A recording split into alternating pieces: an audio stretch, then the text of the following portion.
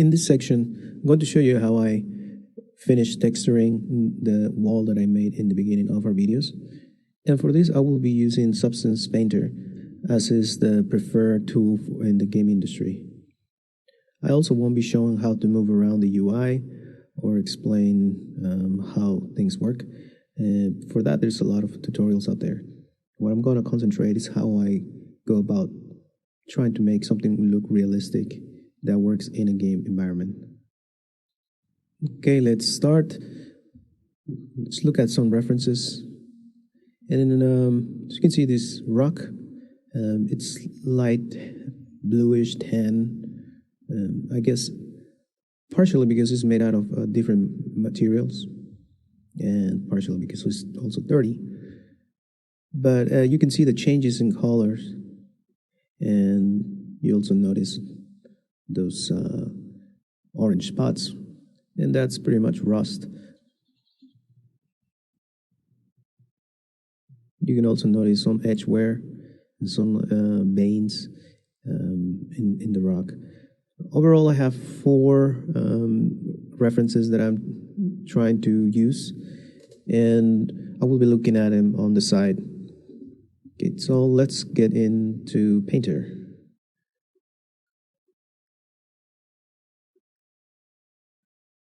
I choose my low poly. Everything looks good. So I pretty much start with, because I know that I'm going to use a 2048 by 2048. I will start with my normal maps and curvature and all that by default.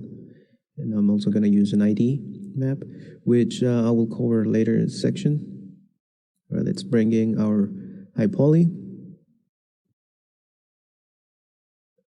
I'm going to start at 512 just in case there are issues, so I don't waste too much time. And then if everything works out, I will come back and do it at 2048.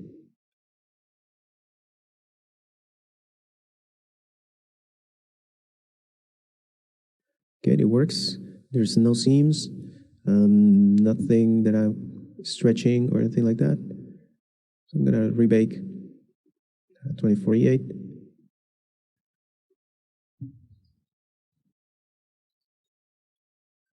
Okay, looks good. Now let's view our model in a 2048 resolution. Okay, it looks great at a higher resolution. Okay, the first thing I'm gonna do is add a little bit more punch to the normal map. So I often feel that there's not enough normal information, and I will be adjusting this at the end too. So for now, I'll just go create a new layer and search for my normal map. Do not confuse with the world normal map. And of course, it looks terrible just because we need to adjust it. So I go to normal and adjust the normal map, maybe 30 to 40% more. So it adds just a tiny bit more.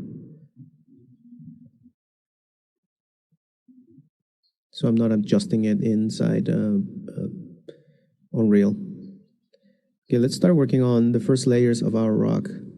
Rather than starting with a flat color, I like to start with some of these colors, materials that are available in our library. So there's a lot of extra detail, extra noise, extra colors that we get just by adding this. And yeah, no, I'm not gonna use all of this. So in this material, I will be only using maybe the color, maybe the roughness, and I will remove everything else. And as you can see, there's all these interesting patterns and colors that come with it. Just gotta make sure we use triplanar projection, not UV projection. Unless you're making a tileable, it's all good to do UV projection. But since this is a 3D model that has multiple UDIMs, we need the materials to tile across seamlessly. So triplanar projection is always our friend.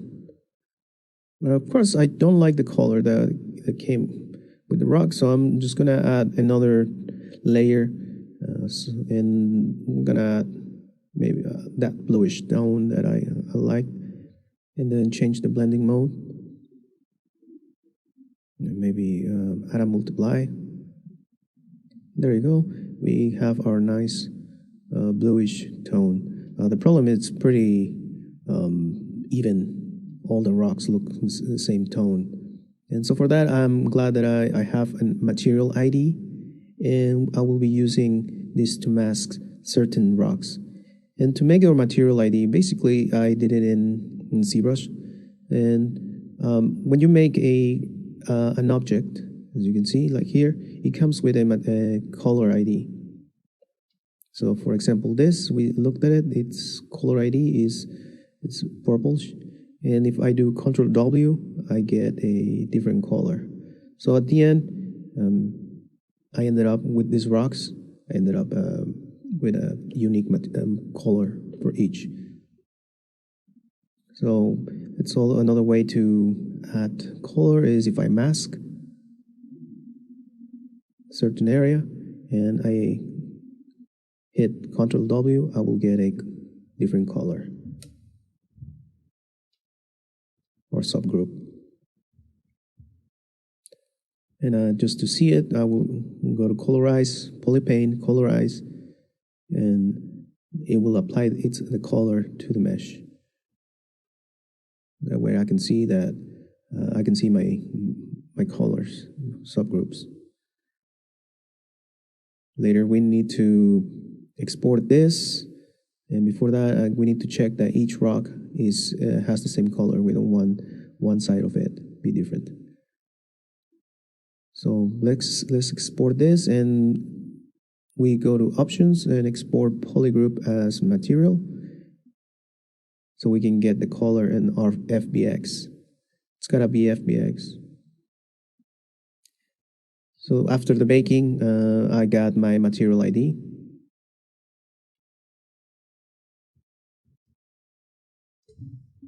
Let's add it to a mask. So I'm gonna add a black mask, and then add a fill. And inside our fill, I'm going to add that material ID. There it is. Just drag it on.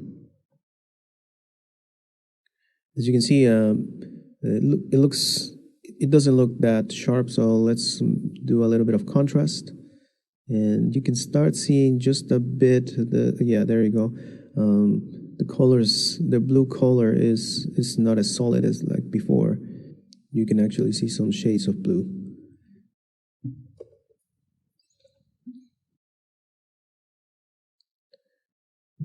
All right, next thing, I'm going to go back to my base, maybe change the color a bit so it looks a little bit more in the greenish, bluish. And this is all up to you, whichever rock style you're making. So next, I'm going to duplicate that material, and I'm going to add a different color and use my ID to mask it out. There you go. Let's check our roughness. It's important we always check our roughness as we go. So as you can see, it's pretty noisy. One of those rocks came with its own roughness. So let's start fixing that. Try to find where this roughness material. Okay, so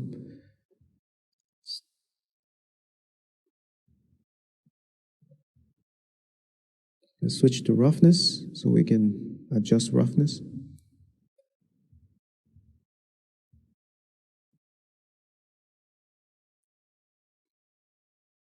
And I feel like my base is way too shiny. So I'm gonna leave it more or less there, so it's not so shiny. And our ID came also a little bit too dark. So I'm just gonna build it little by little. And this all the way to the end we can adjust. So far, I think this contributes really nice. Really nice roughness.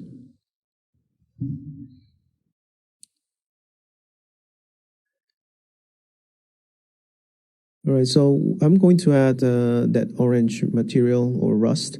So of course, there's this rust material that I found. Oh, here I'm showing you the color that I use on top. So here you can see how I use my ID. So I get two different tones, a tan and a bluish color.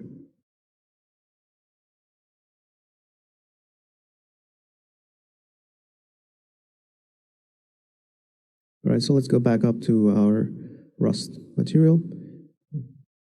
And I'm gonna add a mask.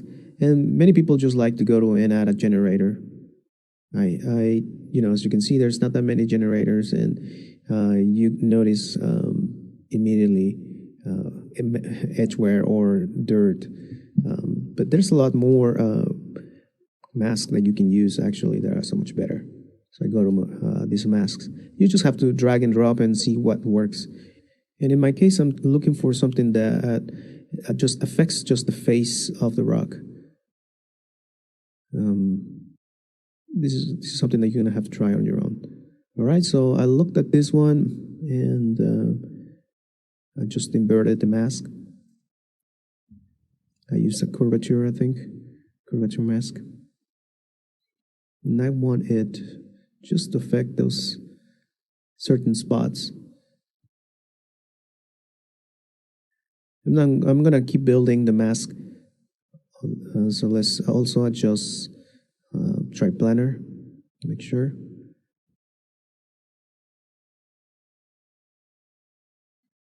Adjust the color.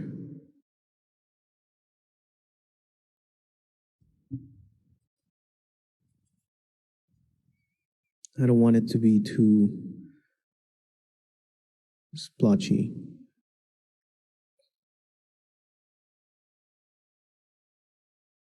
Okay, let's look at the roughness. And roughness looks okay. I think I would like this one to shine a little bit more. So I'm just gonna leave it there.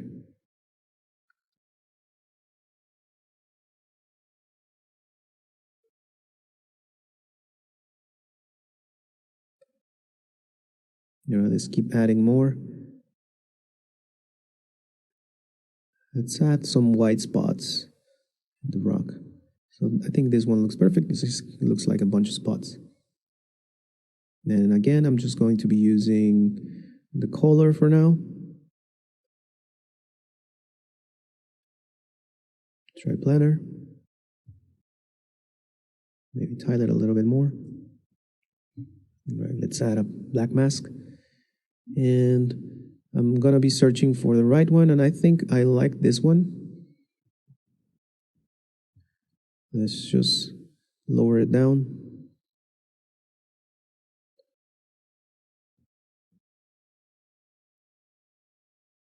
Just all about being subtle.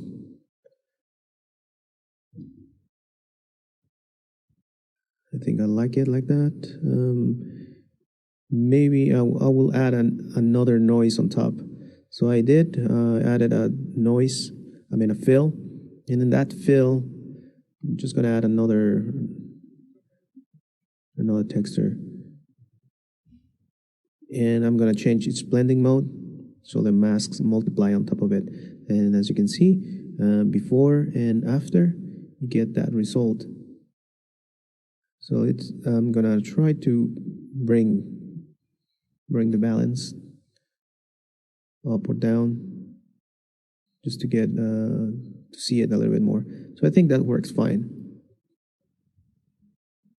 You see a little bit of variation. It's not that obvious because when you have an in-game, you're gonna start seeing the same spot everywhere, especially when you're just you have a ton of these pieces. So I don't want to try to make it look so unique that you can tell which rock has the biggest spots or different colors. So last minute check to our roughness also, and I guess I ended up switching that mask.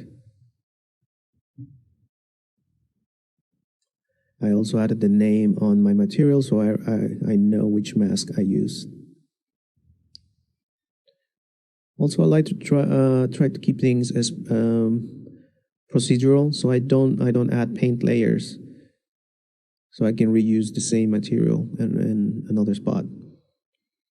So what I'm noticing is that our rocks, the face of the rocks, they don't have that texture that you would expect from a rock.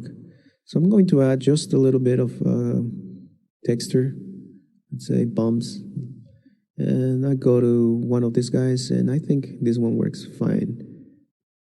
And I just need the height and the roughness. As you can see now, it's got some texture that makes it look a little bit more irregular rather than nice and flat. And again, I'm just gonna add black mask or copy this mask because you can actually copy and paste it on the one that I want. So it's pasting my material ID, and it will affect certain rocks more than others. Good. Next thing that I'm noticing is our normal map comes pretty soft. I look like it's doing some work, but as you can see, especially in the edges, it's pretty soft. So I want to bring back some of that normal and add a little bit of crispness. So I go to sharpen, put it on top, and as you can see, of course, it looks terrible because it looks very pixelated. But I don't want to add it to the color yet. I just want to add it to the normal map. You can see, especially in the edges.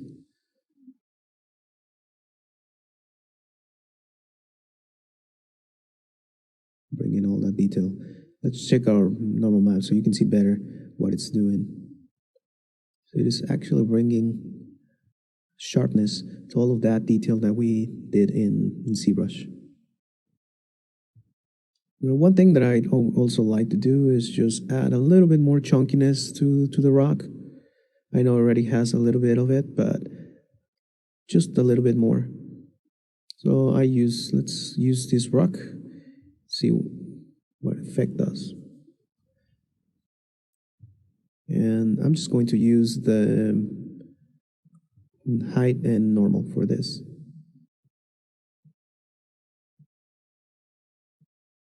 Okay. Of course, it's way too much, too noisy, but you can see the extra that it's adding. Let's style it just a little bit more. Go to the normal map and bring down the normal. Actually, it's the height map. There you go, and just a little bit, so you could see a little bit of that push on the forms.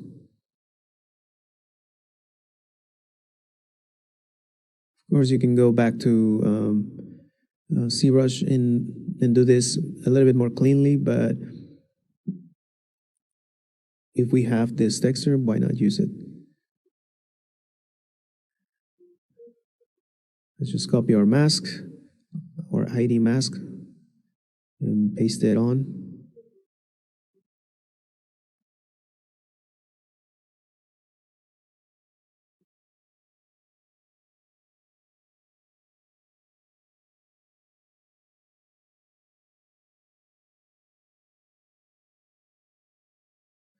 And sometimes I also invert the masks. Okay, let's just bring that back at our levels, and I think this looks all right. I mean, it was fine before, but now it has a little bit more chunkiness in there, especially those lines that cross the rock.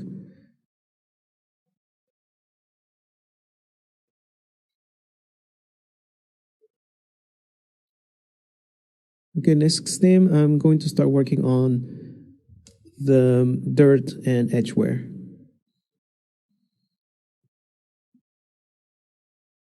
And as usual, I usually go back to whatever it's there already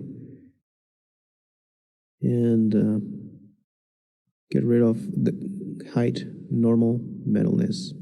Just want the color.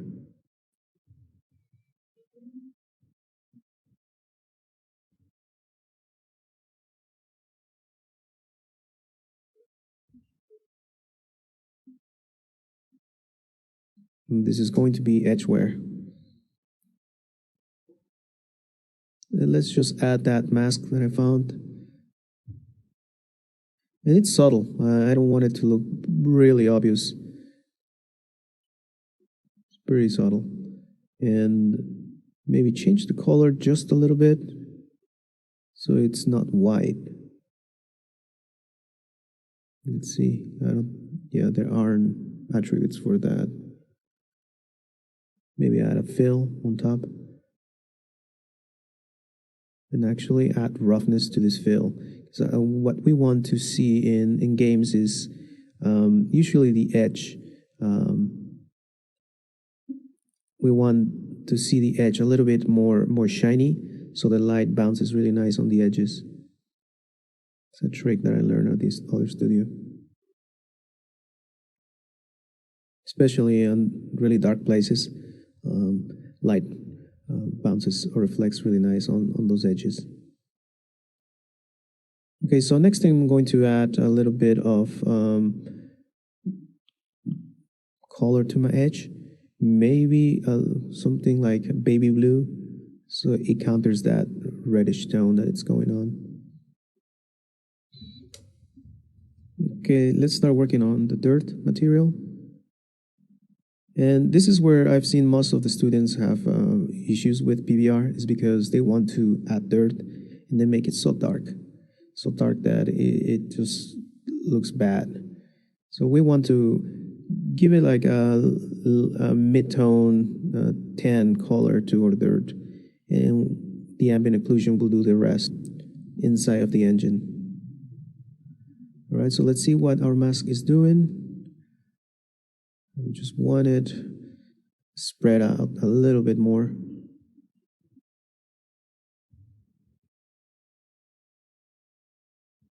Okay, I'm gonna use that. Just affect the interior crevices. Yeah, something like that. And I like to bring down the blending, so the bluish tone comes through and there's a better blend between the colors. If you need it to show more, then just go back and change the color of the dirt. And then let's check our roughness. Yeah, there's not enough roughness, so I'm just gonna add more roughness in there. Fill layer, and as you can see now we have a very shiny roughness, which is what we don't want. Let's switch it back to a more white-ish color. Yeah, something like that. Well, now I'm going to duplicate the last edgeware. I'm gonna just switch the mask. So remember, the first edgeware was pretty broad and smooth. The next one is gonna be a little bit more targeted, more sharp. So that's the old one. Let's add a new mask.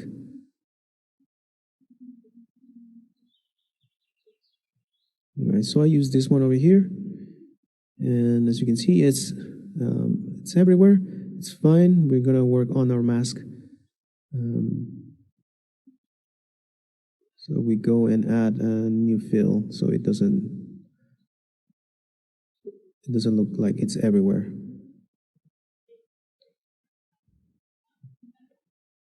Multiply the mask. There you go. He removes it. It removes a little bit. Yeah. And this is where a lot of students make the mistake. They add metal edgeware everywhere. Literally, I've seen them doing this. They can create a mask. They can go to the generator, metal edgeware, and that's what you see. And that's horrible. That screams games. We don't want that. I've seen that everywhere. At least you could do is just bring it down so it's not as noticeable. But now they love to see that. All right, so now let's check our roughness. And yeah, no, our roughness already works fine.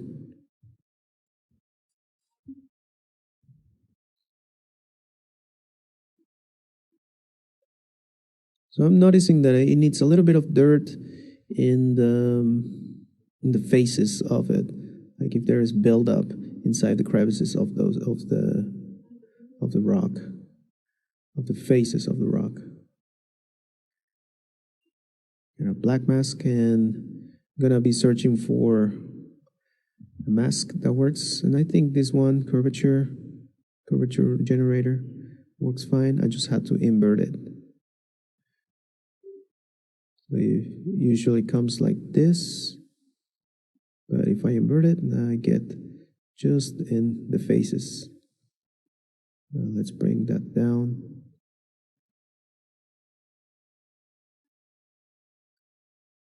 Maybe it's too bright, maybe a little bit of gray. Yeah. And this way, when you see it in game, you can see the roughness changes. Of course, the roughness is not that great. So let's change the roughness. And yeah, something like that.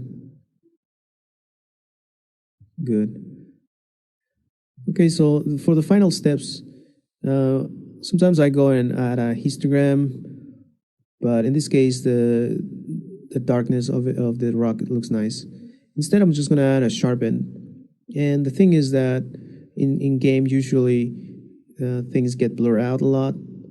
So I like to add just a little bit of sharpened in my color, just so we see a little bit more of that crispiness back.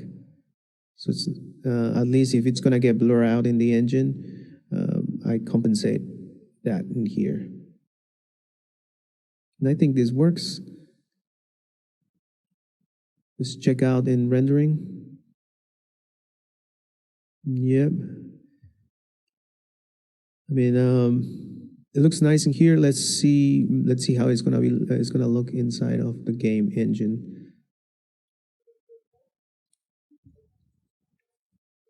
And as you probably know, is that you can make a smart material out of that. So let's create our smart material, and you can. I need to apply this to the opposite side. Okay, and I think it works. Let's check for seams. Nope, I don't see any seams.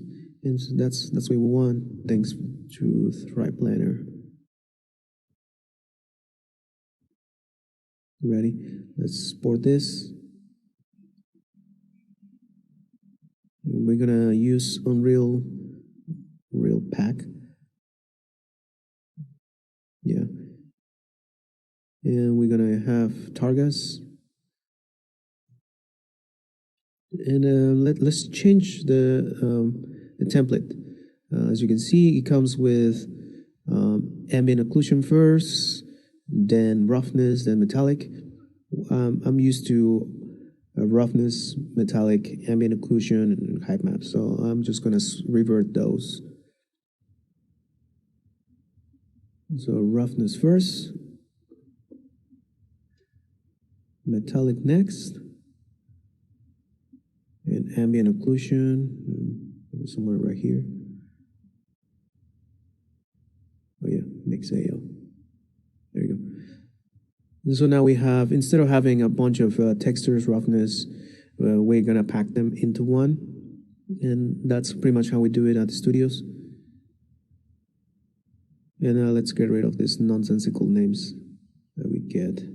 So I'm just gonna keep the texture name, the name of the texture, and _C for color, _N for normal.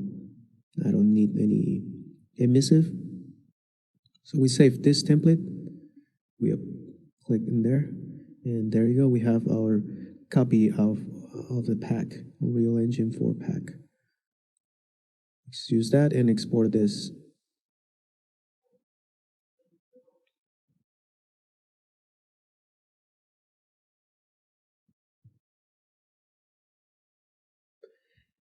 All right, and Unreal now, let's create our material. So first things first, need to make sure that your normal map compression settings are set to normal, and that our normal looks like this. I know it's counter to what we think. So for example, I often think the normal map should look like that, but no, it has to be reverted. So just go to green channel and invert. So this is good. Let's look at our, and so usually this one by default it looks fine. It's RGB on and save. The masks, you have to switch it to masks, no sRGB, and save it. Otherwise, our roughness is gonna look super shiny. All right, so I did this material is pretty simple. Just drag our textures in there, and for the color, we're gonna use the RGB output to the base. For this, we're gonna use the red for roughness, green for metallic, blue for ambient occlusion, and finally our normal map.